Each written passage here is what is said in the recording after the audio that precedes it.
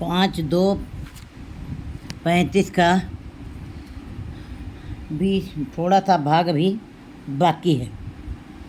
दूजे पाए को ना मिले फिर आवे जाए। दूजे भाव का मतलब है द्वैत भाव, दो भाव में जीना, दो तरह का भाव अंदर पैदा होना। क्योंकि मनुष्य की मंजिल सच है मगर अंदर कशिश झूठ की भी है। अंदर कशिश झूठ भी है। मन के में सत्य की प्यास है मगर झूठ के असर में जी रहा है जीव जो है। इसी को कहते हैं द्वै भाव में जीना। एक कदम निरंकार की तरफ जा रहा है, फिर दूसरा कदम संसार की तरफ भी खींच रहा है। निरंकार का रस आगे लेके जा रहा है जीव को, मगर संसार का रस पीछे खींच रहा है। इसी को कहते हैं दो भाव में जीना। गुरु जी बता रहे हैं जो दो भाव में जीता, दूजे भाव को ना मिले फिर आवे जाए। इस तरीके के दो तरीके के विचारों में जीना। क्योंकि परमात्मा एक है, 2, 3, 4 संसार है। जो द्विभाव में जीते हैं वो बार बार जाने का चक्र काटते हैं। उनका आने जाने का चक्र बना रहता है।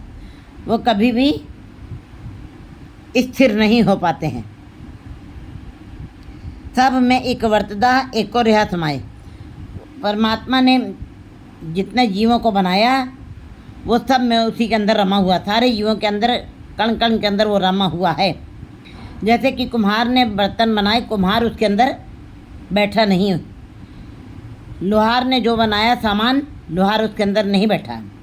सुनार ने गहने बनाए, सुनार गहने में नहीं बैठा हुआ। मगर परमात्मा ने जो भी अपने जीव जंतु बनाए, जो भी सृष्टि में जिसका भी उत्पत्ति की, जो चीज़ बनाई, कहते हैं सब में रहा समाए। सभी के अंदर उसी का ही वजूद मौजूद है। वो सभी में रम रहा। कैसे?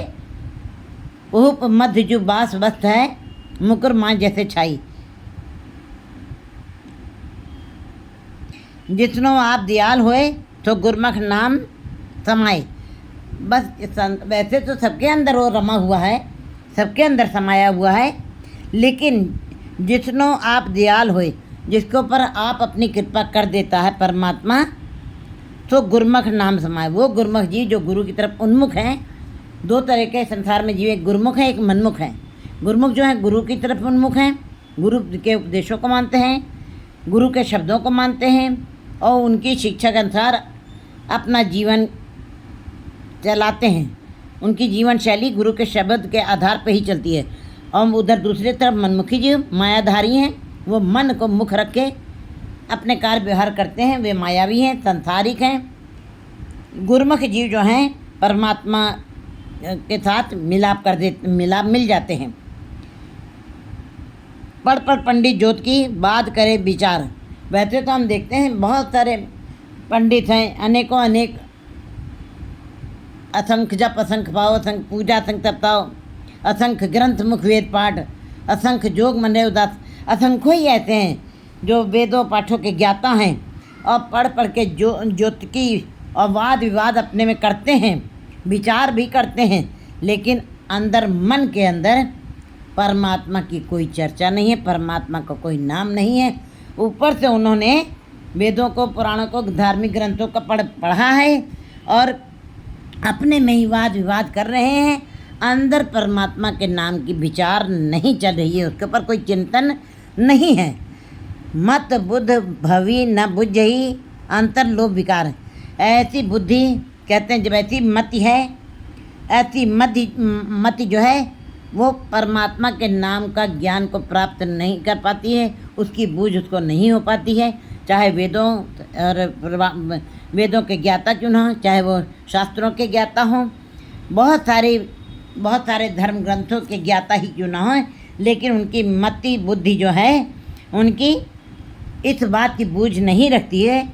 उनके अंदर विवेक बुद्धि वाली बुद्धि नहीं आती है। इसीलिए उनके अंदर लोभ विकार भरे रहते हैं, लालच का भाव बना रहता है। क्योंकि जो उन्होंने विद्या ग्रहण की, जो उन्होंने वेद शास्त्र स्मृतियों को पढ़ा, वाद विवाद किया एक दूसरे के अंदर अपने में, वो केवल माया कारण विद्या बेचे जन्म बिथा जाई। कहते हैं ऐसे उनके फिर अंतर में लोभ पड़ा हुआ है और विकार पड़े हुए हैं, इसलिए उनकी बुद्धि जो विवेक बुद्धि वाली नहीं बुद्धि है, उनकी बुद्धि मत बुद्धि, बहुत छोटी बुद्धि, बड़ी मंद बुद्धि है। मत बुद्ध पवी, कहते बहुत ही अल्प बुद्धि वाले हैं, बहुत ही छोटी बुद्धि वाले, तुच्छ बुद्धि वाले हैं, इसीलिए क्योंकि उनके अंदर लोभ और मोह आदि विकार पड़े रहते हैं। 184 परम दे परम परम आवे परम परम होए ख्वार। गुरु जी बता रहे हैं ऐसे जीव 84 लाख जूनिया परमात्मा ने बनाई, 84 लाखों जूनियों में ये ऐसे भटकते रहते हैं, भ्रमते रहते हैं और आवागमन का चक्र सदा उनका बना रहता है। आते हैं जाते हैं, भटकते हैं और ख्वार हो जाते हैं। उनका जीवन किसी अर्थ का नहीं रहता है, क्योंकि परमात्मा का नाम उन्होंने अपने हृदय में विचारा नहीं है। जो भी उन्होंने पढ़ा वो केवल लालचवश होकर पढ़ा है, ज्ञान इकट्ठा किया, विवेक बुद्धि उनके अंदर नहीं आई। बुद्धि मलिन वाली बुद्धि बनी, तुच्छ अल्प बुद्धि वाली बुद्धि ही रह गई, संसारिक वाली बुद्धि रह गई। सतगुरु गुरु जी बता रहे हैं कि पूरब लिखा कमावना कोई न मिटना, लेकिन इसके इन शब्दों के अंदर गुरु जी बता रहे हैं किसी के वश की बात नहीं है। जिन जीवों ने भी परमात्मा के नाम को जपा उसके अंदर समाए, या जिन जीवों की मत बुद्धि कम रह गई और वो विकारों के साथ ही लालच आदि विकारों के साथ ही संसार में आवागमन का चक्र काटते रह गए, ये भी उनके वश की बात नहीं है। श्रद्ध बता ने पूरब लिखा कमावना, ये पूरब लिखे लेख जो परमात्मा ने धुर मस्तक के ऊपर लिख करके पहले से ही रख दिए हैं, उनके ऊपर मुहर लगा दी है। पूरब लिखा कमावना कोई न मिटना, कोई उसको मिटा नहीं पाता है। पूरब लिखा क्या होता है? कोई ये जन्मों जन्मों की बातें नहीं है, ये कई वर्षों की बातें नहीं है। पूरब लिखा क्या होता है कि 1 मिनट पहले भी जो आपने किया, 2 घंटे पहले भी जो आपने किया, 1 दिन पहले जो आपने किया, 1 वर्ष पहले भी जो आपने किया, सब पूरब हो जाता है, सब पास्ट हो जाता है। इसलिए हे जीव बड़े ही सावधान होकर के, बड़े ही अपने को चेतन रख के तुम अपने जीवन को कमाओ, क्योंकि ये सारे लेख तुम्हारे लिखे जाने। पूरब लिखा कमावना, और पूरब लिखा कुछ है नहीं। एक क्षण के पहले भी तुमने जो अच्छा या बुरा जो कर्म किया है वो तुम्हारा पूरब का लेख बन जाता है। इसलिए वही तुमको मिलना जो तुमने एक पल पहले भी जो काम किया, वैसा ही फल तुमको मिलना है। कोई न मिटना, कोई मिटा नहीं सकता उस कर्म को, अच्छे या बुरे कर्म को, तुम्हारे किए हुए कर्म को कोई मिटा नहीं सकता है, उसका फल तुम्हें भोगना पड़ेगा। सतगुरु की सेवा गाखड़ी सिर दीजिए आप गवाए। गुरु जी बता रहे हैं कि सतगुरु की सेवा बड़ी करना बड़ा कठिन है, कार्य है, बहुत कठिन कार्य। गुरु सेवा गुरु पीरा की चाकरी माँ करड़ी सुख सार। कहते हैं सतगुरु की सेवा गाखड़ी सिर दीजिए आप गवाए। अपने आप का समर्पण करना पड़ता है, अपने अंदर के विकारों का समर्पण करता है, मैं मेरी का समर्पण करना पड़ता है। अपने अंदर से सारे विकारों को खत्म जब कर देता है जीव, तब वो सतगुरु की सेवा में संलग्न हो जाए तो उसकी सेवा परमात्मा के दरबार में स्वीकार होती है। सतगुरु की सेवा गाखड़ी सिर दीजिए आप गवाए। अपना आप भी समर्पण कर दो। कहते मन बेचे सतगुरु के पास, तिस सेवक के कार्य रास। जब तुमने अपने मन को भी जब तुम बेच दोगे, मन बेचने का मतलब है कि जब तुम्हारे मन के अंदर कहीं भी किसी प्रकार के भी सांसारिक विचार ना चलें, मन निर्विचार हो जाए, मन स्थिर हो जाए, मन में केवल उस परमात्मा की चर्चा चले, तब ऐसे जब जीव समर्पण कर देता है, तब उस शब्द मिले ता हर मिले, सेवा पवे सब थाए।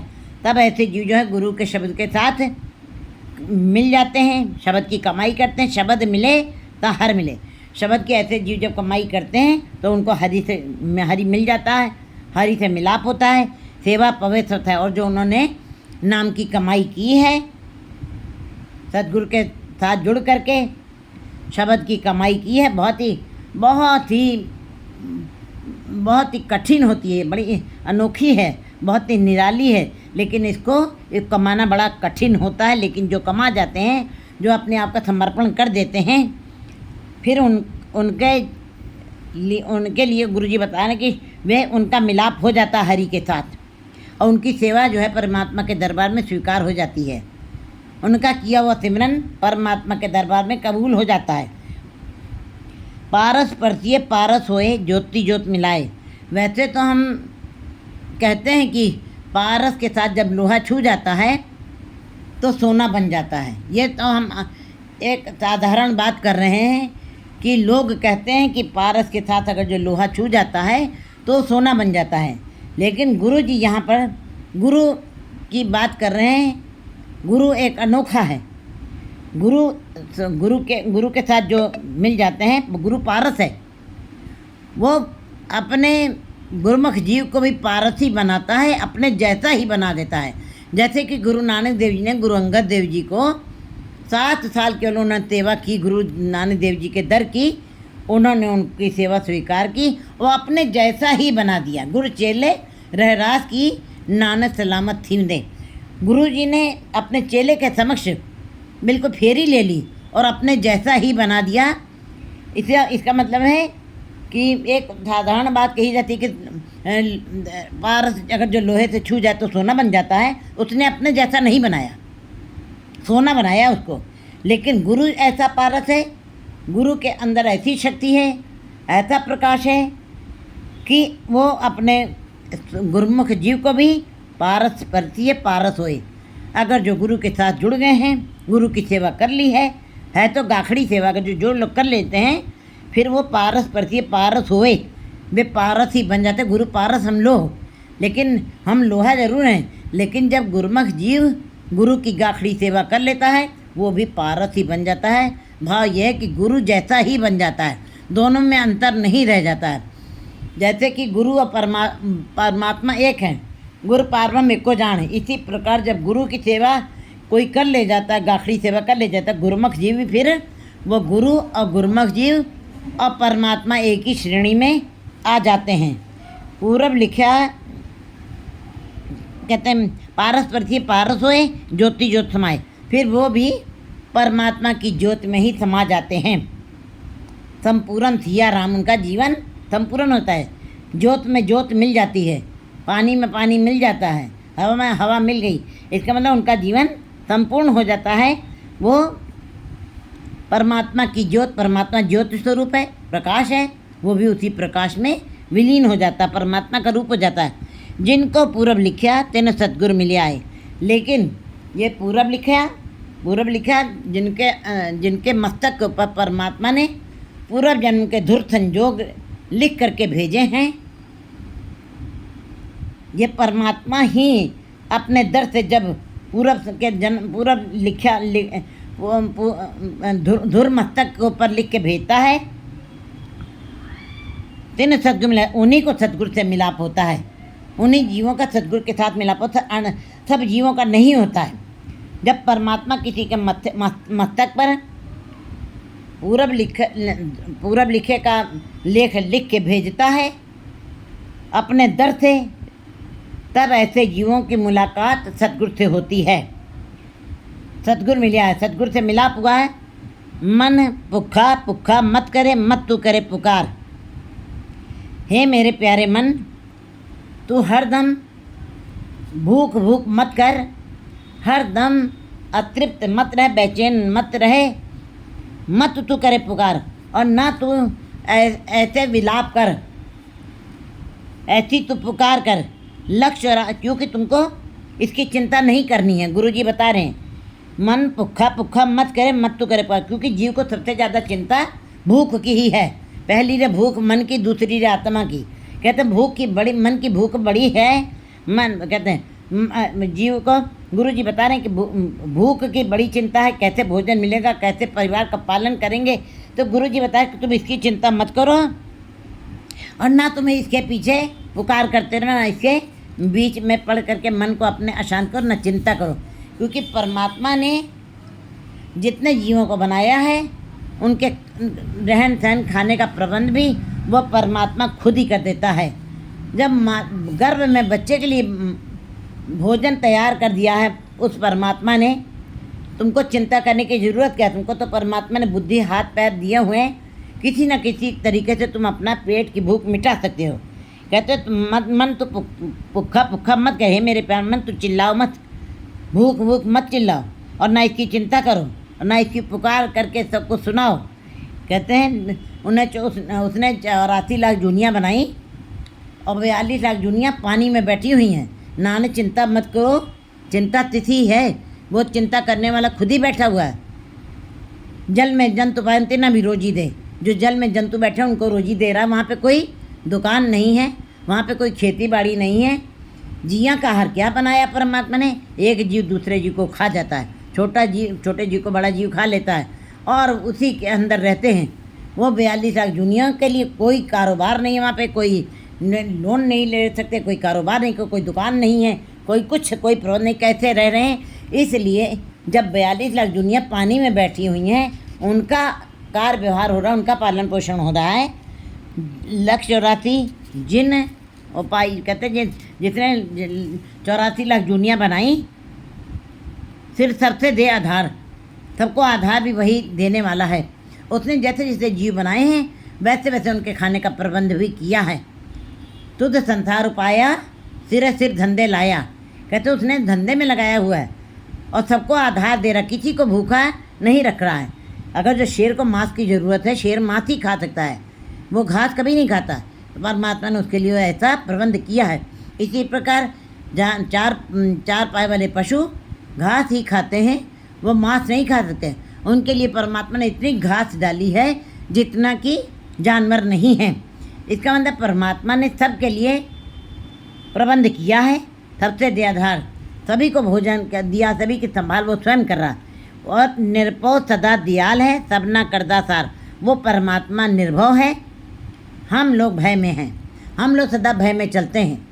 लेकिन अगर जिन निर्भव दिहाया जी, जो उस निर्भव का नाम जपते हैं वो भी निर्भव हो जाते हैं, वो भी निर्भव परमात्मा जैसे दयालु विचारों वाले हो जाते हैं।